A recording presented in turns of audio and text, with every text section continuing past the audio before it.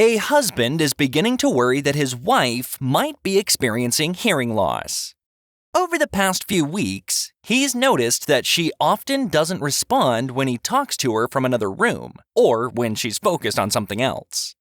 One evening, as his wife is standing in the kitchen preparing dinner, he positions himself a few feet behind her.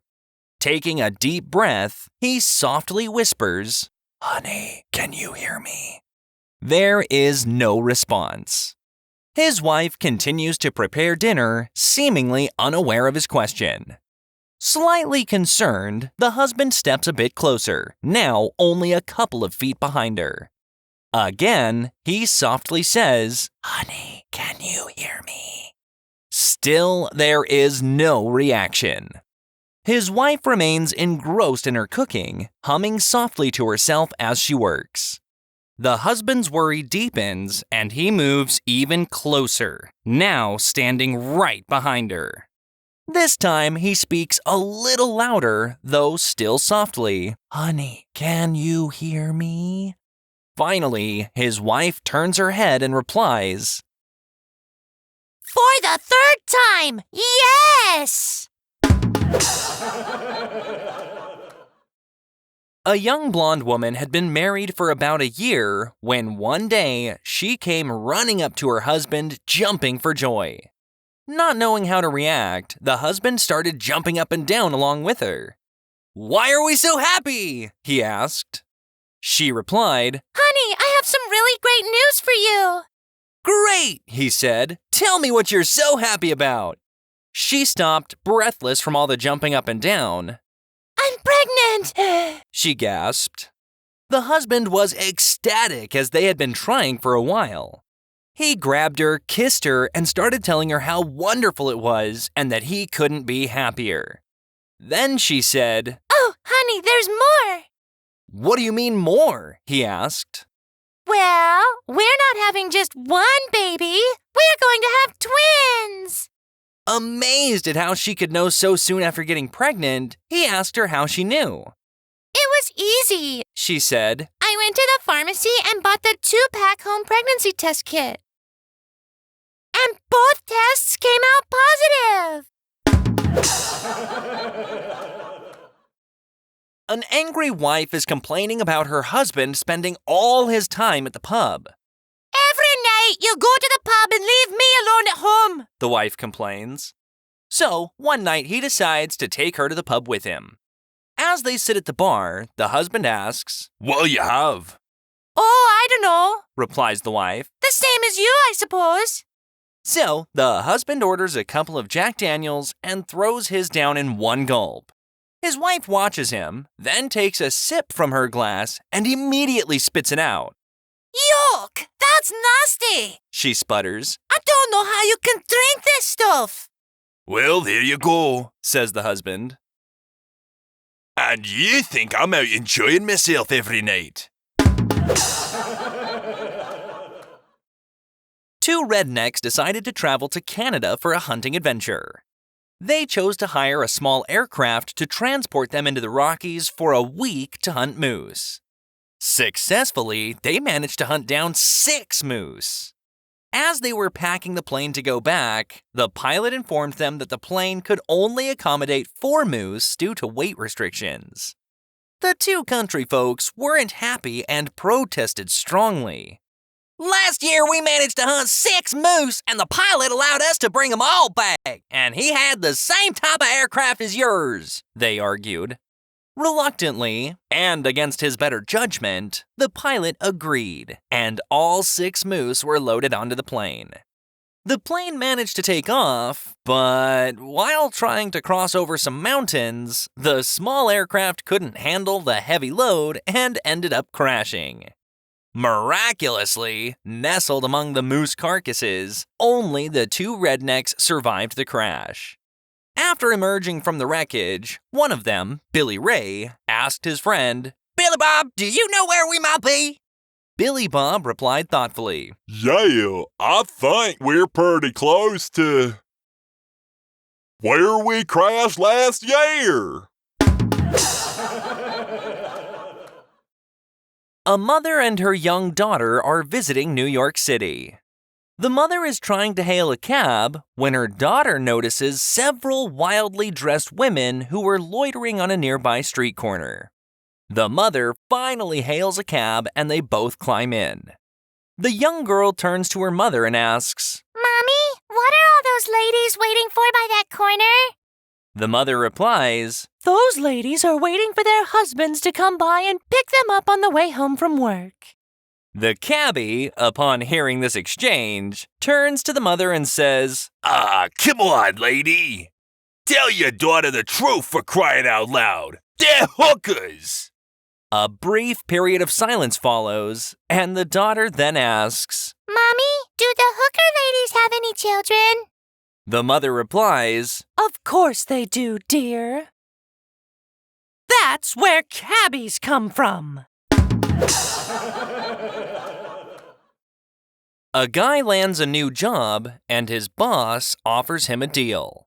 If you marry my daughter, I'll make you a partner, give you an expense account, a Mercedes, and $1 million salary. Curious, the guy asks, what's wrong with her? The boss shows him a photo, and she's extremely unattractive. The boss adds, Not just ugly, she's also as dumb as a rock. The guy replies, No thanks, no matter what you offer. The boss ups the ante. How about a $5 million salary and a mansion on Long Island? The guy thinks it over and decides to accept, figuring he can always put a bag over her head when he sleeps with her. A year later, he's hanging an original Van Gogh painting that he bought with his newly acquired wealth. Climbing a ladder, he calls to his wife, Bring me a hammer! She mutters, Get the hammer, and fetches a hammer. Next, he says, Get me some nails! She mumbles, Get the nails, and brings him some nails. After realizing the nail won't hold the painting, he calls out, I think I'll need a screw! His wife mutters, Get the bag. A man has 6 children, and he's absolutely beaming with pride over his accomplishments. He struts around town with the swagger of a man who believes he's single-handedly populated the earth. He's so pleased with himself that he begins to refer to his wife, much to her annoyance, as mother of 6. It doesn't matter if they're at home, at the grocery store, or out with friends. He's relentless. Mother of 6, can you pass the salt? Mother of 6, did you pick up the dry cleaning? She rolls her eyes every time, but he just grins, basking in what he considers his undeniable success. One evening, they attend a fancy party with all their friends and acquaintances. The man is mingling with guests, entertaining them with tales of fatherhood, and, of course, dropping his wife's new title at every opportunity. Yes, I'd like you to meet the mother of 6, he says, puffing out his chest while his wife sips her drink, trying to keep her patience. As the night wears on and the party starts winding down, the man decides it's time to leave. He scans the room for his wife, but she's nowhere to be seen. Figuring she might be ready to go too, he decides to make a grand exit. He cups his hands around his mouth and shouts across the crowded room, Shall we go home, mother of 6?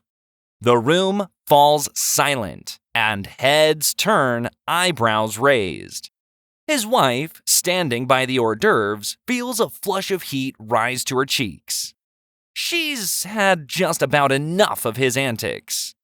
So, without missing a beat, she puts down her plate, turns around, and in a voice just as loud and clear, she calls back, Anytime you're ready! Father of 4! A teenage boy goes to church to confess his sins. Forgive me, Father, for I have sinned. He says, his voice a bit shaky. I've been with a loose girl. There's a pause, and then the priest on the other side of the screen speaks. Is that you, Johnny? The priest asks, recognizing the voice. Yes, Father, it is. Johnny admits, trying to keep his composure. And who was the girl you were with? The priest inquires. Johnny hesitates, knowing the priest expects an answer, but he also feels a deep sense of loyalty. I can't tell you, Father. He says after a moment. I don't want to ruin her reputation. The priest sighs, clearly not satisfied with his answer. Well, Johnny, I'm sure I'll find out sooner or later, so you may as well tell me now. Was it Patricia Williams? Sorry, Father, I cannot say, replies Johnny. The priest's voice grows a little more insistent. Was it Lisa Davis? Johnny's resolve strengthens. I'll never tell, he replies firmly. The priest, now a bit exasperated, tries again. Was it Kathy Odell? Johnny crosses his arms, a hint of stubbornness creeping into his tone. My lips are sealed, Father. The priest, now clearly frustrated, but still calm, asks one last time. Was it Brenda Jones then? Johnny leans back slightly, still refusing to budge. Please, Father, I cannot tell you. The priest finally sighs deeply, a mixture of admiration and disappointment in his voice. You're very tight-lipped, Johnny, and I must say, I admire that. But you've sinned, and you must make amends. You can no longer be an altar boy for the next 4 months. Now go and behave yourself. Yes, Father, says Johnny, trying not to sound too relieved. He exits the confessional and walks back to his pew. His friend Tommy, who had been watching curiously from a distance, slides over and whispers eagerly. So, what'd you get? Johnny glances around, making sure no one else is listening, and then leans in close, a sly grin spreading across his face, and whispers, 4 months vacation and 4 good leads.